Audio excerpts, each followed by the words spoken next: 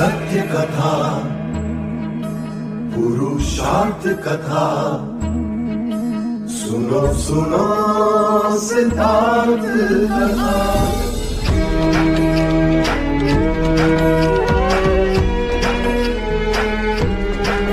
संसार में दुख का कारण क्या, संताप शोक का निवारण क्या। संसार में दुख का कारण क्या, संताप शोक का निवारण क्या। इस खोज में सब कुछ त्याग दिया, हर वैभव से वैराग लिया। वो सृष्टि से संयुक्त हुए, सिद्धार्थ से गौतम बुद्ध हुए।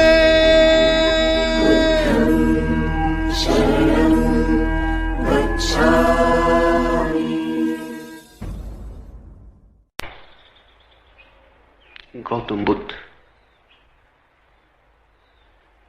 ऐसे हैं जैसे हिमाच्छादित हिमालय। पर्वत तो और भी हैं, हिमाच्छादित पर्वत और भी हैं, पर हिमालय अतुलनीय है, उसकी कोई उपमा नहीं।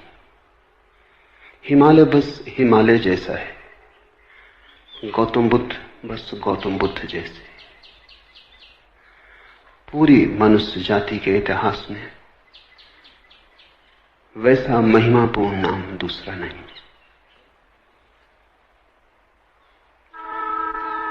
गौतम बुद्ध ने जितने हृदयों की वीणा को बजाया है, उतना किसी और ने नहीं।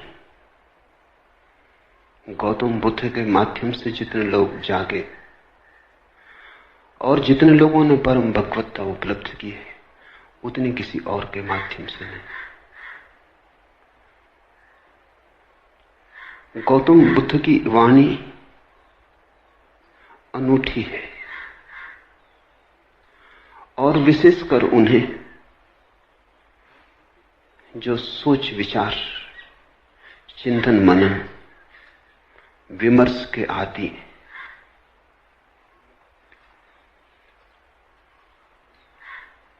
हृदय से भरे हुए लोग सुगमता से परमात्मा की तरफ चले जाते हैं,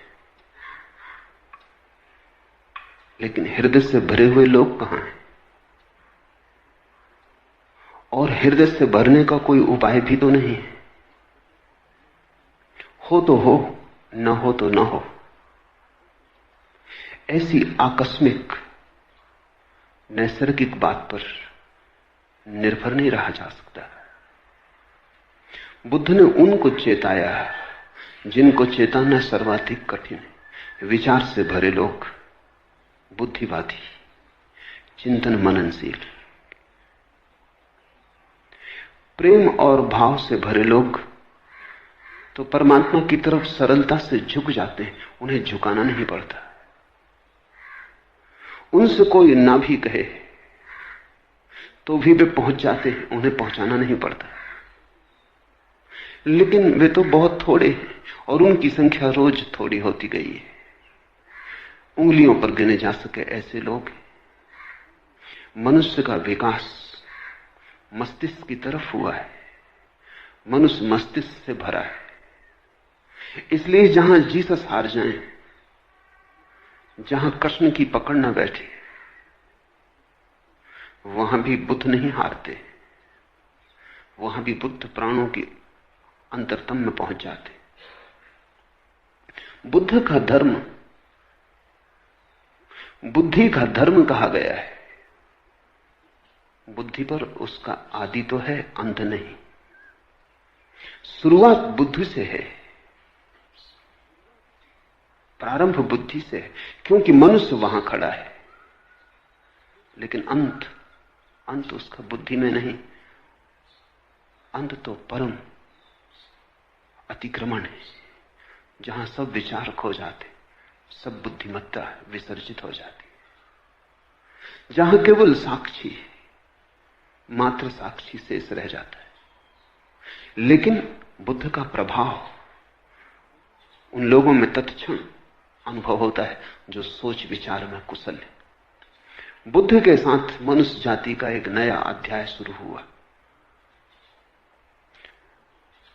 25 वर्ष पहले बुद्ध ने वह कहा जो आज भी सार्थक मालूम पड़ेगा और जो आने वाली सदियों तक सार्थक रहेगा। बुद्ध ने विश्लेषण दिया, एनालिसिस दी, और जैसा सूक्ष्म विश्लेषण उन्होंने किया कभी किसी ने ना किया था और फिर दोबारा कोई ना कर पाया। उन्होंने जीवन की समस्या के उत्तर शास्त्र से नहीं दिए, विश्लेषण की प्रक्रिया से दिए। बुद्ध धर्म के पहले वैज्ञानिक, उनके साथ श्रद्धा और आस्था की जरूरत नहीं, उनके साथ तो समझ पर्याप्त है। अगर तुम समझने को राजी हो तो तुम बुद्ध की नौका में सवार हो जाओगे। अगर श्रद्धा भी आएगी तो समझ की छाया होगी, लेकिन समझ के पहले श्रद्धा की मांग बुद्ध की नहीं। बुद्ध ये नहीं कहते कि जो मैं कहता हूं भरोसा कर लो। बुद्ध कहते हैं सोचो, विचारो, विश्लेषण करो, खोजो, पाओ अपने अनुभव से, तो भरोसा कर लेना।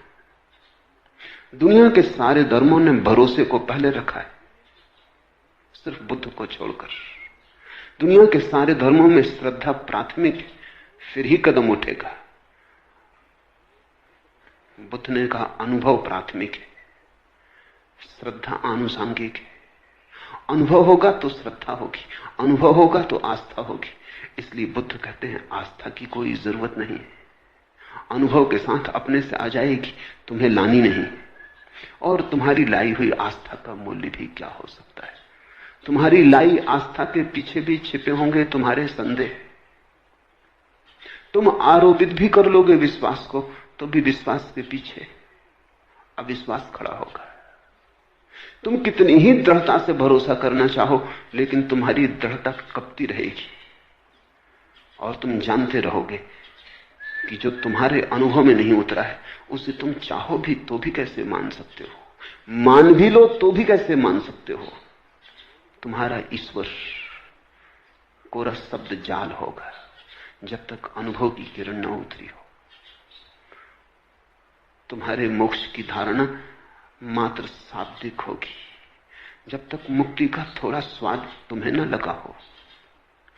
बुद्ध ने कहा मुझ पर भरोसा मत करना, मैं जो कहता हूं उस पर इसलिए भरोसा मत करना कि मैं कहता हूं। सोचना, विचारना, जीना तुम्हारे अनुभव की कसौटी पर सही हो जाए तो ही सही है, मेरे कहने से क्या सही होगा।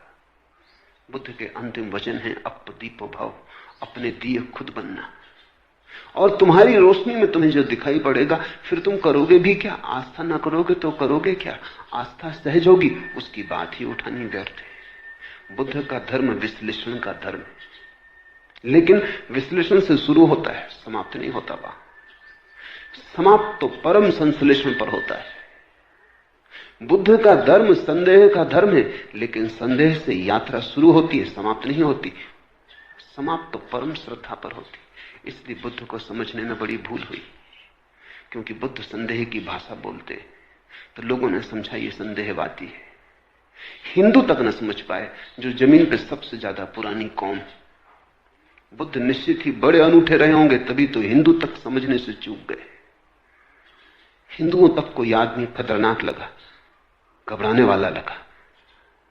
हिंदुओं को भी लगा कि ये तो सारे आधार गिरा देगा धर्म के। और यही आदमी है जिसने धर्म के आधार पहली दफा ढंग से रखे। श्रद्धा पर भी कोई आधार रखा जा सकता है, अनुभव पर ही आधार रखा जा सकता है। अनुभव की छाया की तरह श्रद्धा उत्पन्न होती। श्रद्धा अनुभव की सुगंध है, और अनुभव के बिना श्रद्धा अंधी है।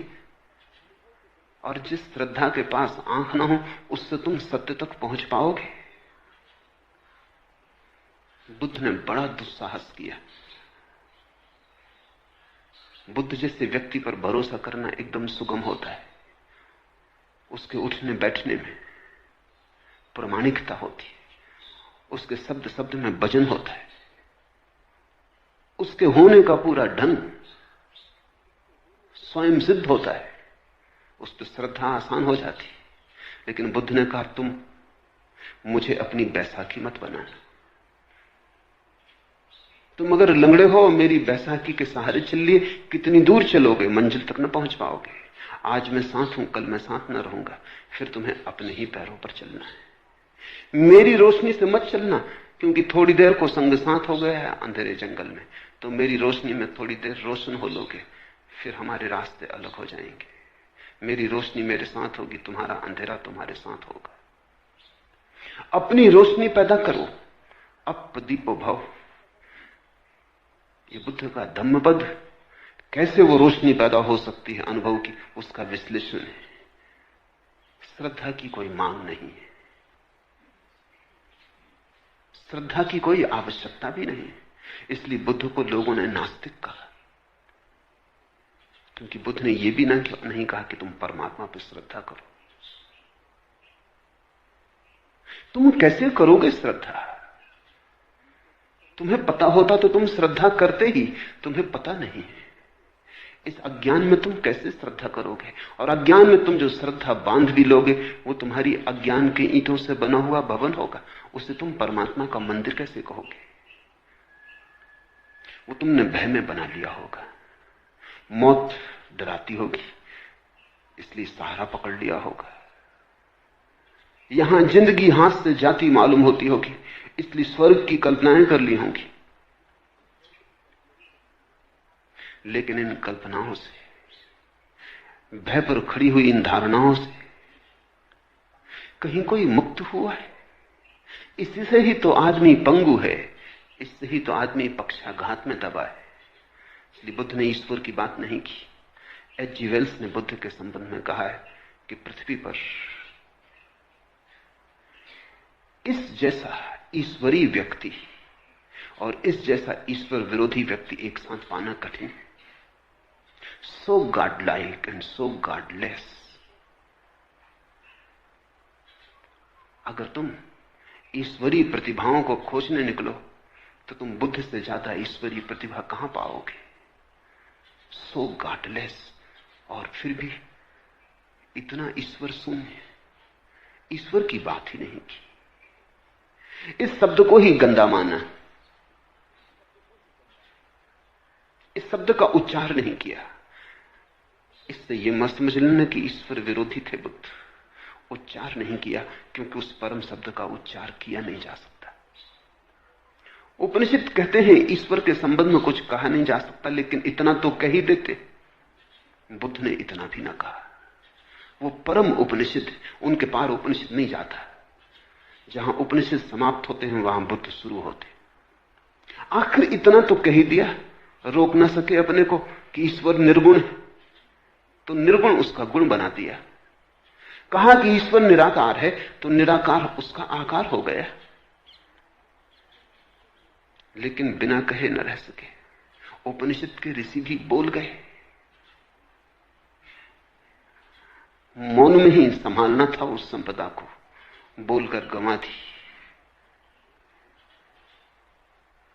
बंधी मुट्ठी लाख की थी, खुली दो कौड़ी की हो गई। वो बात ऐसी थी कि कहनी नहीं थी, क्योंकि तुम जो कुछ भी कहोगे वो गलत होगा। ये कहना भी कि परमात्मा निराकार है गलत है, क्योंकि निराकार भी एक धारणा है। वो भी आकार से ही जुड़ी है, आकार के विपरीत होगी तो भी आकार से संबंधित है। निराकार का क्या अर्थ होता है? जब भी अर्थ खोजने जाओगे आकार का उपयोग करना पड़ेगा। निर्गुण का क्या अर्थ होता है? जब भी कोई परिभाषा पूछेगा गुण को परिभाषा में लाना पड़ेगा। ऐसी निर्गुणता भी बड़ी नपुंसक है जिसकी परिभाषा में गुण लाना पड़ता है। और ऐसे निराकार में क्या निराकार होगा जिसको समझाने के लिए आकार लाना पड़ता है? बुद्ध से ज्यादा कोई भी नहीं बोला और बुद्ध से ज्यादा चुप भी कोई नहीं। कितना बुद्ध बोले। अन्वेषक खोज करते हैं तो वो कहते हैं एक आदमी इतना बोला, ये संभव कैसे? उन्हें डर लगता है कि इसमें बहुत कुछ प्रक्षिप्त है, दूसरों ने डाल दिया है। कुछ भी प्रक्षिप्त नहीं है। जितना बुद्ध बोले पूरा संग्रहित ही नहीं हुआ है। खूब बोले और फिर भी उनसे ज्यादा चुप कोई भी नहीं, क्योंकि जहां जहां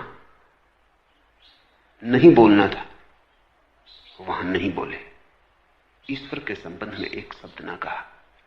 इस खतरे को भी मोल लिया कि लोग नास्तिक समझेंगे, और आज तक लोग नास्तिक समझे जा रहे हैं, और इससे बड़ा कोई आस्तिक कभी हुआ नहीं।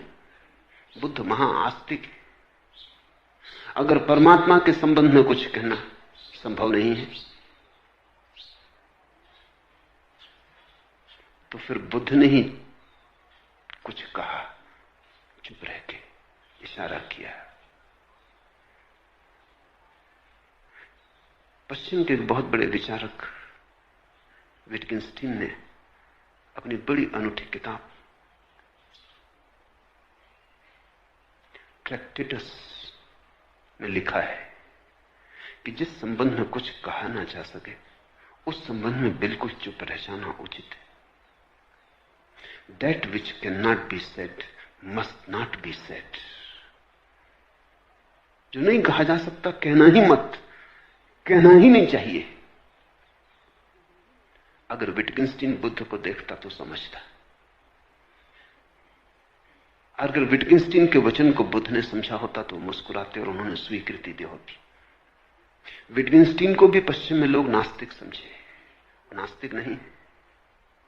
पर जो कही नहीं जा सकती बात अच्छा है ना ही कही जाए।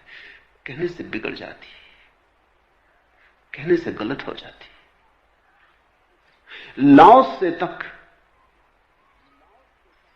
कहता तो है प्रथम वचन में अपने ताओ ते किंग में कि सत्य कहा नहीं जा सकता और जो भी कहा जाए वो असत्य हो जाता है। लेकिन फिर भी सत्य के संबंध में बहुत सी बातें कही, बुद्ध ने नहीं कही। तुम कहोगे फिर बुद्ध कहते क्या रहे?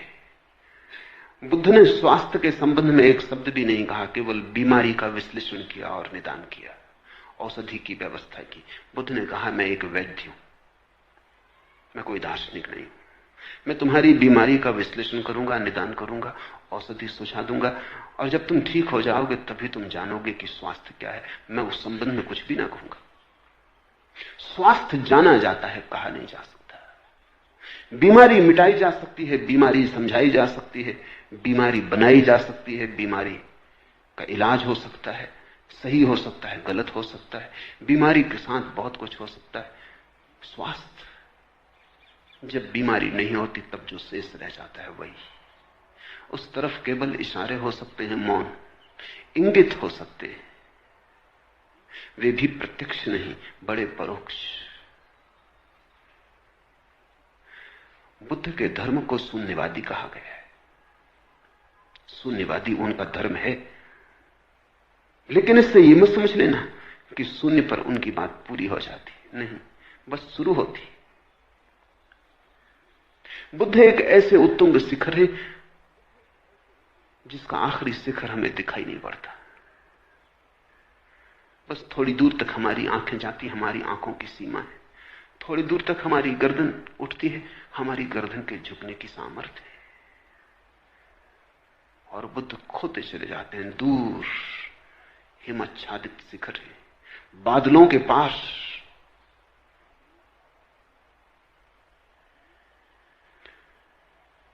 उनका प्रारंभ तो दिखाई पड़ता है, उनका अंत दिखाई नहीं पड़ता। यही उनकी महिमा है। और प्रारंभ को जिन्होंने अंत समझ लिया वो भूल में पड़ गए। प्रारंभ से शुरू करना, लेकिन जैसे जैसे तुम शिखर पर उठने लगोगे और आगे दिखाई पड़ने लगा, और आगे दिखाई पड़ने लगेगा। बहुत लोग बोले, बहुत लोगों ने मनुष्य के रोग का विश्लेषण किया है, लेकिन ऐसा सचोट नहीं। बड़े सुंदर ढंग से लोगों ने बातें कही, बड़े गहरे प्रतीक उपाय में लाए, पर बुद्ध के कहने का ढंग की और अंदाजे बयां और। जिसने एक बार सुना पकड़ा गया, जिसने एक बार आंख से आंख मिला ली फिर भटक न पाया। जिसको बुद्ध की थोड़ी सी भी झलक मिल गई उसका जीवन रूपांतरित हुआ। आज से 2500 वर्ष पूर्व जिस दिन बुद्ध का जन्म हुआ, घर में उत्सव मनाया जाता था। सम्राट के घर बेटा पैदा हुआ था, पूरी राजधानी सजी थी। रात भर लोगों ने दिए जलाए, नाचे, उत्सव का क्षण था। बूढ़े सम्राट के घर बेटा पैदा हुआ था, बड़े दिन की प्रतीक्षा पूरी हुई थी, बड़ी पुरानी अभिलाषा थी पूरे राज्य की। मालिक बूढ़ा होता जाता था और नए मालिक की कोई खबर न थी। इसलिए बुद्ध को सिद्धार्थ नाम दिया। सिद्धार्थ का अर्थ होता है अभिलाषा का पूरा हो जाना। पहले ही दिन जब द्वार पर बैंड बाजे बजते थे, शहनाई बजती थी, फूल बरसाए जाते थे महल में, चारों तरफ प्रसाद बंटता था, हिमालय से भागा हुआ एक वृद्ध तपस्वी द्वार पर खड़ा हुआ आकर। उसका नाम था असीता। सम्राट भी उसे सम्मान करता था और कभी असीता राजधानी नहीं आया था। जब कभी जाना था तो शुद्धोधन को, सम्राट को स्वयं उसके दर्शन करने जाना होता था। ऐसे बचपन के साथी थे। फिर शुद्धोधन सम्राट हो गया, बाजार की दुनिया में उलझ गया। असीता महातपस्वी हो गया, उसकी ख्याति दूर दिगंत तक फैल गई। असीता को द्वारे पर आए देखकर शुद्धोधन ने कहा, आप और यहां क्या हुआ, कैसे आना हुआ, कोई मुसीबत है, कोई अड़चन है, कहे। असीता ने कही, नहीं कोई मुसीबत नहीं, कोई अड़चन, तुम्हारे घर बेटा पैदा हुआ, उसके दर्शन को आया हूं। शुद्धोधन तो समझ ना पाया। सौभाग्य की घड़ी थी ये कि असीता जैसा तपस्वी और बेटे के दर्शन को आया। भागा गया अंतःगृह में, नवजात शिशु को लेकर बाहर आ गया। असीता झुका और उसने शिशु के चरणों में सिर रख दिए और कहते हैं शिशु ने अपने पैर उसकी जटाओं में उलझा दिए। फिर तब से आदमी की जटाओं में बुद्ध के पैर उलझे, फिर आदमी छुटकारा नहीं पा सका। और असीता हंसने लगा और रोने भी लगा।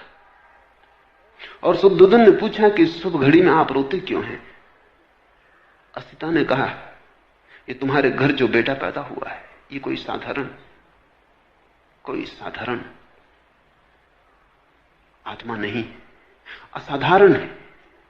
कई सदियां बीत जाती, ये तुम्हारे लिए ही सिद्धार्थ नहीं है, ये अनंत अनंत लोगों के लिए सिद्धार्थ है। अनेकों की अभिलाषाएं इससे पूरी होंगी।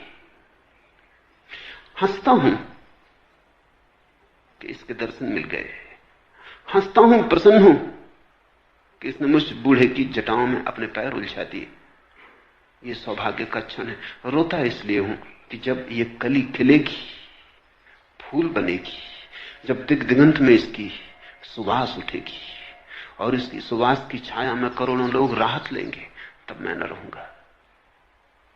ये मेरा शरीर छूटने के करीब आ गया। और एक बड़ी अनूठी बात असीता ने कही है, वो ये कि अब तक आवागमन से छूटने की आकांक्षा थी, वो पूरी भी हो गई। आज पछतावा होता है, एक जन्म अगर और मिलता है तो इस बुद्ध पुरुष के चरणों में बैठने की, इसकी वाणी सुनने की, इसकी सुगंध को पीने की, इसके नशे में डूबने की सुविधा हो जाती है। आज पछताता हूं, लेकिन मैं मुक्त हो चुका हूं। ये मेरा आखिरी अवतरण है, अब इसके बाद देह न धर सकूंगा। अब तक सदा ही चेष्टा की थी कि कब छुटकारा हो शरीर से, कब आवागमन से। आज पछताता हूं कि अगर थोड़ी देर और रुक गया होता। इसे तुम थोड़ा समझो। बुद्ध के फूल के खिलने के समय असीता चाहता है कि अगर मोक्ष भी दांव पर लगता हो तो कोई हर्जा नहीं। तो तब से 2500 साल बीत गए। बहुत प्रज्ञा पुरुष हुए, लेकिन बुद्ध अतुलनीय है। और उनकी अतुलनीयता इसमें है कि उन्होंने इस सदी के लिए धर्म दिया और आने वाले भविष्य के लिए धर्म दिया। कृष्ण की बात कितनी ही समझा के कही जाए, इस सदी के लिए मौजू नहीं बैठती।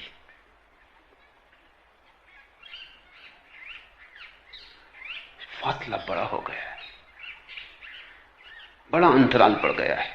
कृष्ण ने जिनसे कहा था उनके मनों में और जिनके मन आज उसे सुनेंगे, बड़ा अंतर है।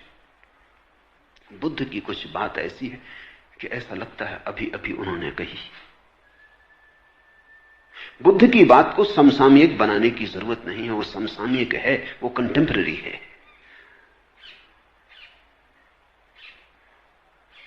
कृष्ण पर बोलो तो कृष्ण को खींच के लाना पड़ता है 20वीं सदी में, बुद्ध को नहीं लाना पड़ता है। बुद्ध जैसे खड़े ही हैं, 20वीं सदी में ही खड़े, और ऐसा अनेक सदियों तक रहेगा,